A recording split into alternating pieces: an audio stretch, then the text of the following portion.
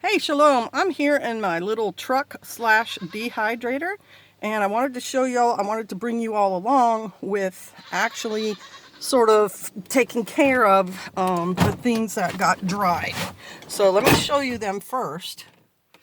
Right here is wild bergamot. Then in this pan is some clover. This is fennel, and this is chamomile. And here's another tray of chamomile. So they've been in here for several days, and I've got my jars, and this stuff is completely dry. You can tell right there, it just crumbles, right? So what I'm going to do is I'm just going to empty that stuff into the jars that I brought for it. Yeah, I got something that'll hold this for me so I don't have to hold it and you can actually see. I do the things I talk about. I just don't always, I'm not always able to video myself doing them. But okay, so here's the clover, and I'm going to break the stem off when I drop the flour in. I don't know if the stem is a problem. It's probably not, but I mean, the tea, this will work even better if I put this tray down on something. The tea is the flower head, and this is just the regular clover that's in your yard. Oh, hang on, I just heard a noise that I didn't. Yep. Oh no, that's the billy goat. Gotta make sure my dogs aren't doing something bad. You know they get bad. Well, they're all right. They're sitting in the back of the truck. So yep, so I'm just doing that.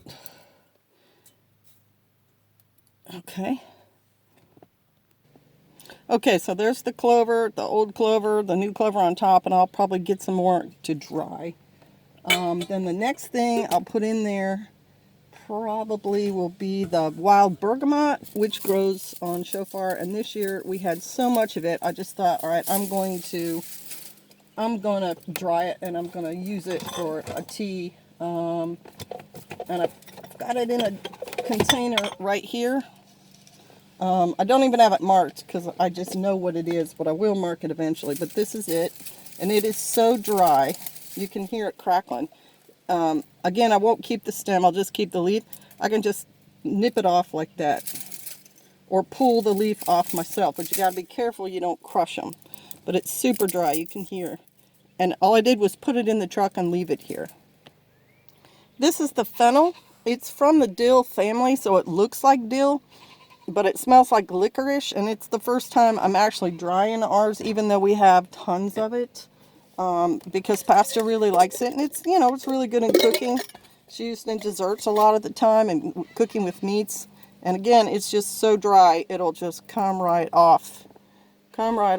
And if I'm not careful, it's dropping bits into my lap. So I'm putting that in this jar, and then the last one will be the chamomile.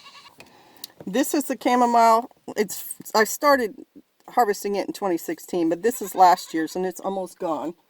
And the chamomile, you only use the head. So you have to, what I do is I cut each little head off, and you can just smell, it's definitely chamomile. There's nothing like it, but you have to make sure you get no stem. It's like elderberries, and these are all dry too. Can you see that? Let me see if I can turn the camera just a little bit so you can see me put it in there. I can just scoop it out of this pan, and it's in my hand, and I can just drop it into the jar. Like elderberry, the stem contains oxalates or oxalic acid, which I guess is not good for human consumption. So I just, when I pick the flower, I just pick the head. I use scissors a lot of time. I'll just cut the whole stem, and then I'll cut the heads off. And then I just put them in this baking dish and stuck it in the black truck, and it just dried it out completely, which is awesome. It's going to, well, first of all, I didn't think I'd get very much. I thought I would get maybe about a quarter of the jar full. And the chamomile, I went out and I cut all the heads off I could see. And then the chamomile, the warm weather came, and it just, like, all these other heads came out, so I've got to do another cutting. But see, this is just on a cookie sheet, and it's really dry now, so I just put the heads and the flour. You know, the head is the flour. I put them in the jar, well, but not my hair, and And then I've gotten a lot for this year. I'm pretty excited. And if I do a second cutting, I might even actually get a full pint of chamomile. And this is, I believe, German chamomile.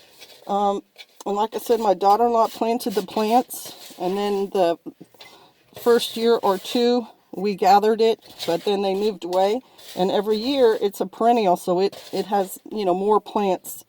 It puts out seeds. And this year, I actually transplanted some of the plants into one of my herb containers just to guarantee there was one spot where it could stay, because it was planted in a bed that I also planted strawberries in, and they've been battling it out. And so, like Tor says, don't mix. I'm trying to get it out, separated, so it has its own area. But there, chamomile, how easy was that?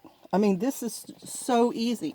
There's really no excuse for not dehydrating things that you're growing, and they retain a large part of their nutritional value.